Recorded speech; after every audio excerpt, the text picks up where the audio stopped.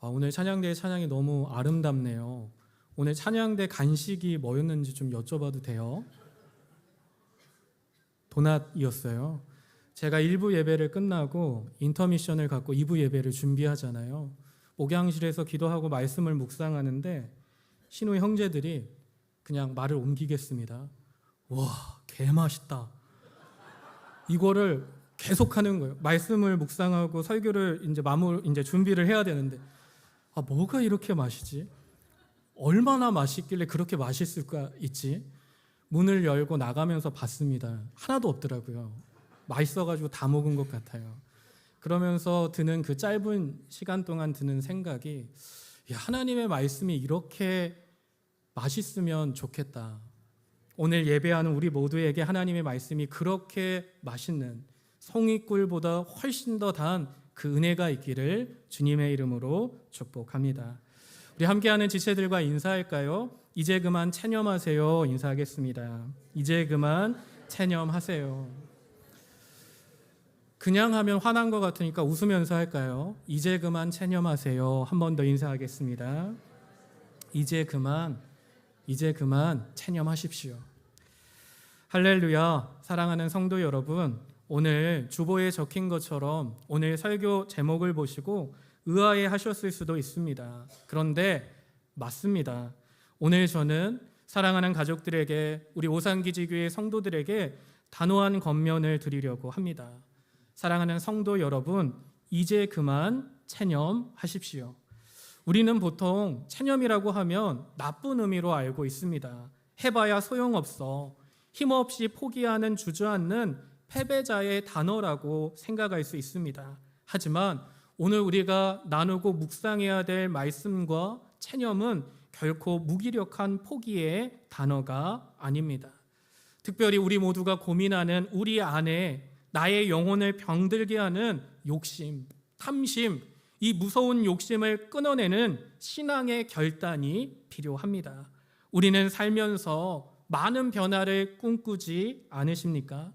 특별히 내 주변의 사람들, 내 가족들, 내 자녀들, 내가 원하는 모습으로 착착 변해주기를 원합니다. 베이직 교회를 섬기는 조정민 목사님의 간증이 기억에 남아서 함께 나누려고 합니다. 나는 20대 때에는 세상을 내 힘으로 바꾸겠다고 돌을 들었습니다. 30대 때에는 아내를 내 입맛대로 바꾸겠다고 눈코리를 치켜 들었습니다.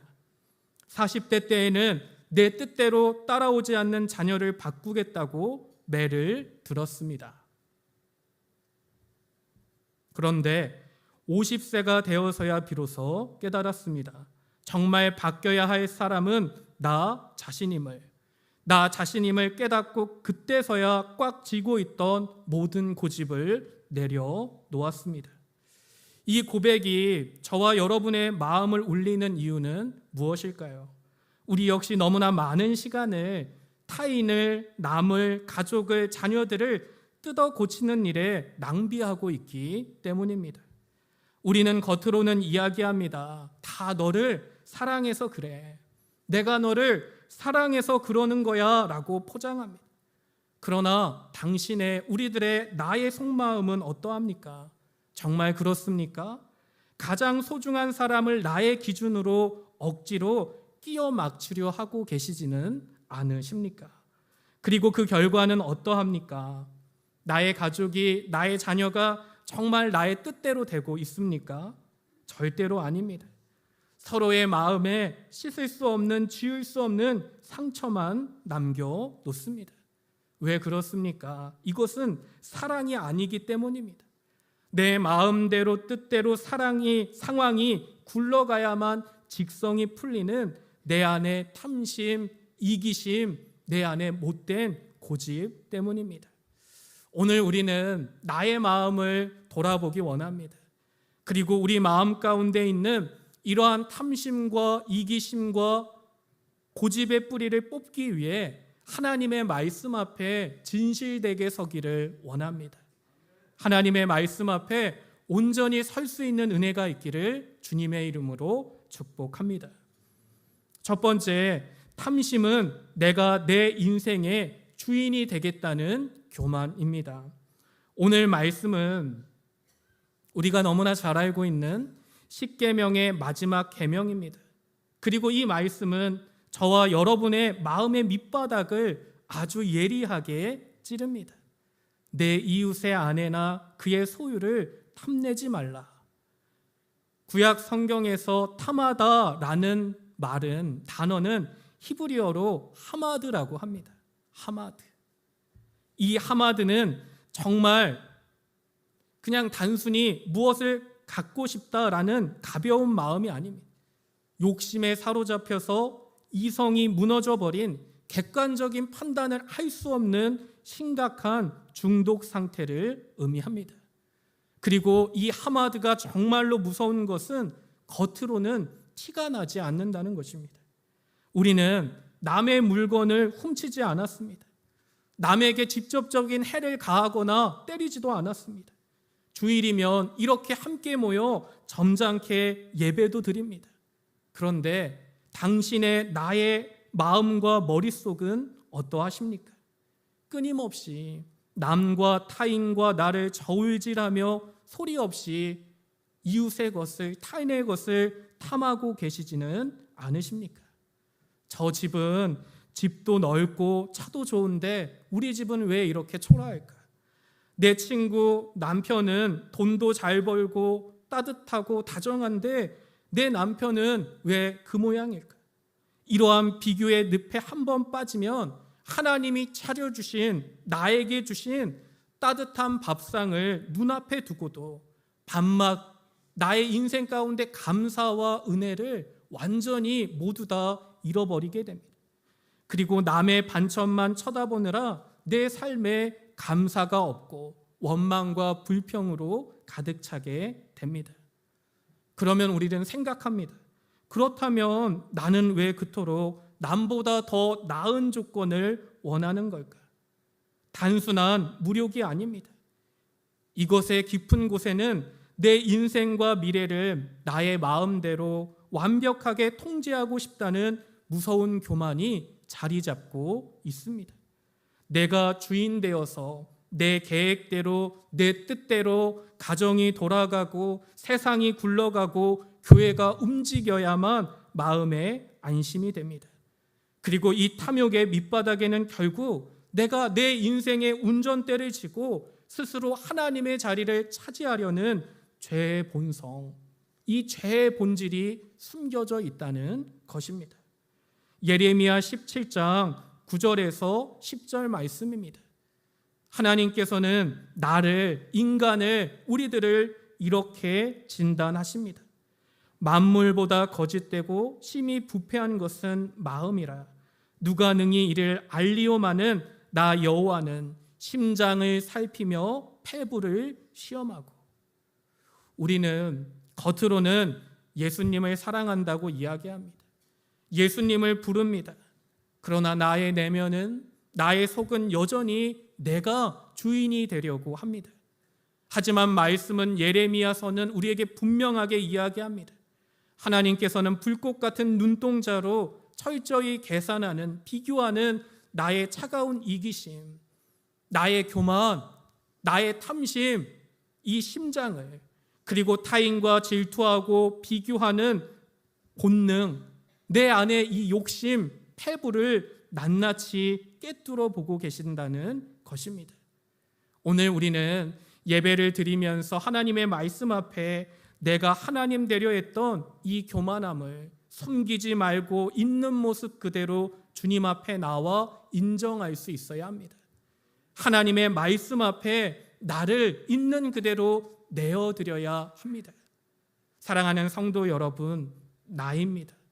남편이 아니라, 나의 아들과 딸이 아니라, 우리의 자녀가 아니라, 오늘 이 시간 내가 십자가 앞에 진실되게 서기를 주님은 원하시는 줄 믿습니다.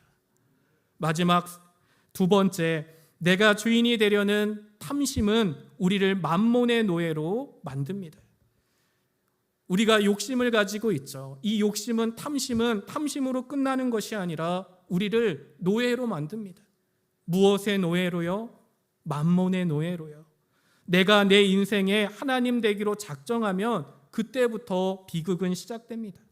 내 완벽한 왕국을 만들기 위해 주변 사람을 힘들게 하죠. 사람을 존귀한 존재 있는 그대로 보는 것이 아니라 나에게 얼마나 쓸모가 있는지 조건과 능력으로 판단하게 됩니다. 오늘 말씀처럼 가장 사랑해야 될 부부 사이를 생각해 봅니다. 우리는 배우자를 볼 때, 남편을 생각할 때 남들은 돈도 잘 버는데 당신은 왜 능력이 그것밖에 안 돼? 라고 하면서 나를 돋보이게 할 능력치로만 생각하고 계시지는 않으십니까? 아내를 볼 때에도 남들은 집안일도 열심히 하는데 당신은 왜 그 모양이야? 내 삶을 편하게 해줄 기능으로만 취급하고 계시지는 않으십니까? 배우자를 비교하고 다그치는 것은 사랑이 아닙니다. 결국 나의 탐심, 나의 욕망을 채우기 위한 도구로 사용하는 것에 불과합니다. 전도서 9장 9절 말씀입니다. 전도서 9장 9절 말씀을 보면 배우자를 가리켜 하나님이 내게 주신 목이라고 말씀하고 있습니다. 가족은 내가 점수를 매기거나 평가하는 대상이 아닙니다. 광야 같은 우리의 인생길을 함께 걸어가고 함께 울고 웃으며 동행하는 하나님이 친히 짝지어 주신 소중한 선물이 되는 줄 믿습니다. 오늘 우리가 하나님의 말씀 앞에 우리의 가족을 탐심의 대상, 탐욕의 대상으로 보는 것이 아니라 진실로 하나님의 소중한 선물로 인정할 수 있는 은혜가 있기를 주님의 이름으로 축복합니다. 우리가 사람과 환경을 내 뜻대로 통제하고 싶을 때 세상에서는 그 통제권을 가장 확실하게 쥐어주는 것이 있습니다. 사람들이 움켜쥐려고 하는 것이 있습니다. 그것이 무엇일까요? 바로 돈입니다. 내가 스스로 하나님 되려는 교만은, 탐심은 거기서 멈추지 않고 필연적으로 이 시대의 가장 강력한 우상인 만몬, 물질, 돈을 찾게 합니다. 만몬은 무엇입니까? 돈을 지배하는 악한 영입니다. 만몬은, 돈은 우리에게 유혹하죠. 날마다 속삭입니다. 거봐, 남편도 아내도 자녀도 내 뜻대로 안 되잖아. 네 마음대로 안 되잖아. 그런데 돈이 있으면 달라. 돈이 있으면 남들이 너 무시 못해. 돈만 있으면 더 행복할 수 있어. 돈만 많으면 내 인생의 모든 조건을 완벽하게 통제할 수 있어. 네가 네 인생의 오롯이 주인이 될 수 있어. 그러니까 보이지 않는 하나님 믿지 말고 의지하지 말고 확실한 나를 믿어. 돈은 끊임없이 우리를 흔들어댑니다. 그래서 예수님께서는 마태복음 6장 24절에서 하나님과 재물을 겸하여 섬길 수 없다고 경고하고 계십니다. 맞습니다. 이 시대의 강력한 우상은 돈이죠. 성도들을 가장 흔드는 것도 돈입니다. 돈은 단순한 종이가 아니죠. 돈은 우리에게 너도 하나님처럼 전능해질 수 있어 착각하게 만드는 무서운 우상이고 이 시대의 강력한 가짜 신이 되는 줄 믿습니다. 그렇기 때문에 성도는 주님 앞에 온전해야 됩니다. 주님께서 우리에게 말씀하신 주님의 것 헌금 생활도 온전해야 합니다. 왜냐하면 그러한 기본들이 온전히 서지 않으면 우리는 탐심의 노예로 전락할 수밖에 없기 때문입니다. 오늘 우리는 알고 있습니다. 돈으로 수천만 원짜리 수입 침대는 살 수 있어도 평안한 단잠은 절대로 살 수 없습니다. 돈으로 화려한 명품 시계는 살 수 있어도 가족과 웃으며 보내는 따뜻한 시간은 절대로 살 수 없습니다. 돈으로 잠시 잠깐 사람의 굽신거림은 살 수 있어도 영원 깊은 곳에 진실한 존경과 하나님이 주시는 참된 기쁨과 평안은 절대로 살 수 없습니다. 맞습니다. 하나님이 우리의 삶의 주인 되기를 원합니다. 오늘 이 고백이 우리들에게 우리 함께 예배하는 우리 공동체에 온전히 있기를 주님의 이름으로 권면합니다. 마지막 세 번째, 탐욕의 사슬을 끊는 유일한 길은 하나님의 주권을 인정하는 체념의 믿음입니다. 체념의 믿음이 중요합니다. 우리는 끝없이 남과 비교하고 가족을 통제하려 듭니다. 그리고 때로는 돈, 만몬을 맹신하기도 합니다. 우리는 어떻게 해야 이 유혹과 탐심의 굴레에서, 죄의 굴레에서 빠져나올 수 있을까요? 앞으로 절대 욕심 안 부려야지. 오늘 설교 들어보니까 조금 맞는 것 같아. 우리가 동의하고 다짐한다고 그렇게 살 수 있을까요? 우리는 변화될 수 있는 스스로를 고칠 능력이 없다는 것입니다. 내 힘으로는 절대 안 되는구나 인정하고 십자가 앞에 나와 두 손을 들어야 합니다. 십자가 앞에 나의 존재를 내어드릴 수 있어야 합니다. 그것이 바로 체념의 믿음의 시작이 되는 줄 믿습니다. 거듭 강조합니다. 기독교의 체념은 세상의 단념과는 완전히 다릅니다. 단념은 정말로 내 능력이 딸려서 어쩔 수 없이 억지로 포기하는 것이 단념입니다. 겉으로는 포기한 척하지만 속은 억울하고 속상하고 때로는 분노로 가득합니다. 그게 단념이죠. 하지만 신앙이 말하는 체념은 차원이 다릅니다. 체념할 때 채 한자를 생각해 볼까요? 세상에서 진리, 참된 의치를 의미하죠. 그런데 이 한자를 반으로 쪼개어 보면 좀 더 의미를 신앙적으로 파악할 수 있습니다. 왼쪽에는 말씀원이 있고 오른쪽에는 임금제가 있습니다. 합쳐져서 체입니다. 결국 신앙인에게, 오늘 하나님의 자녀들에게 체념은 단순한 세상의 이치를 넘어서 온 우주를 다스리는 가장 높은 왕, 전능하신 왕, 하나님의 말씀과 뜻을 인정하는 것이 되는 줄 믿습니다.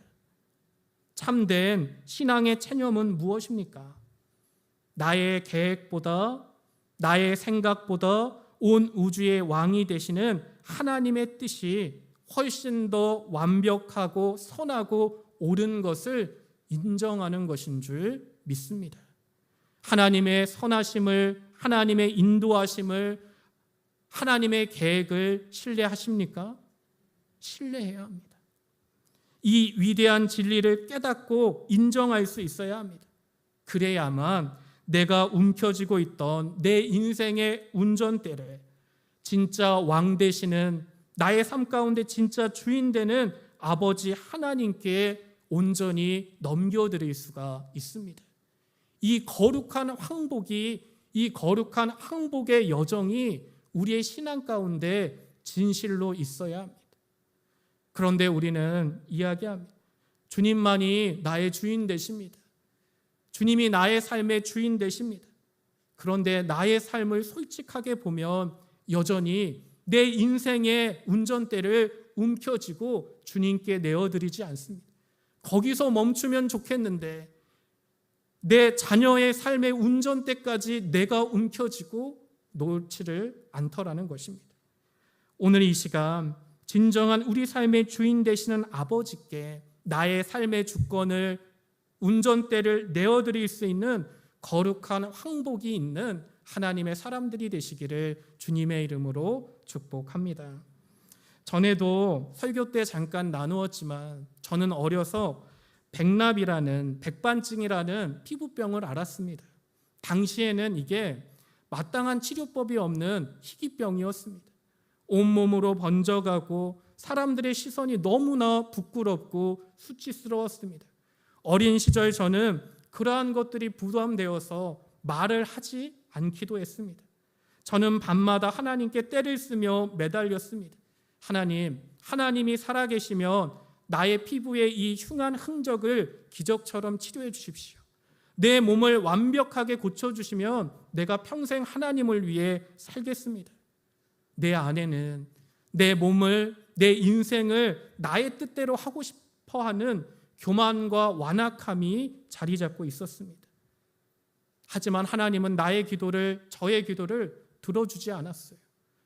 오랫동안 침묵하셨습니다. 그리고 길고 긴 기도의 자리에서 제 마음 가운데 거부할 수 없는 하나님의 울림을 주셨습니다. 사랑하는 아들아, 이것은 네가 억지로 지워내야 될 저주가 아니란다.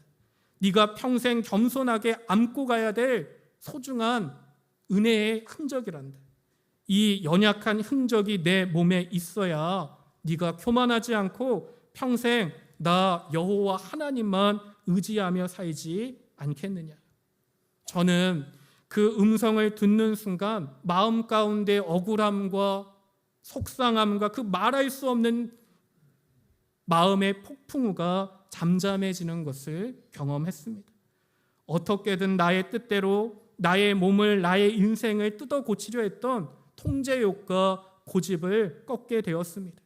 그리고 나보다 나를 더 아시는 하나님의 완벽하신 주권 앞에 엎드려졌습니다. 그리고 저는 제 몸의 흔적들과 치료되지 않은 그 흔적들과 화해할 수 있었습니다. 이것은 억지로 참아내는 단념이 아니라 주님의 은혜 가운데, 주님의 주권 가운데 나를 맡기는 신앙의 체념의 과정이었습니다. 사랑하는 성도 여러분, 맞습니다. 우리가 믿는 하나님은 전능하신 왕이 되는 줄 믿습니다. 믿으십니까? 하나님의 뜻대로 가장 선한 길로 하나님의 자녀들을 인도해 주실 줄 믿습니다.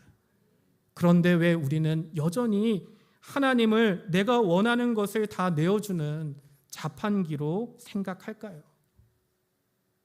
우리 영혼에 가장 필요한 것을 하나님의 방법으로, 하나님의 시간에 가장 정확하게 내어주시는 선한 목자, 나의 왕, 나의 주인이 참으로 하나님이신 줄 믿습니다.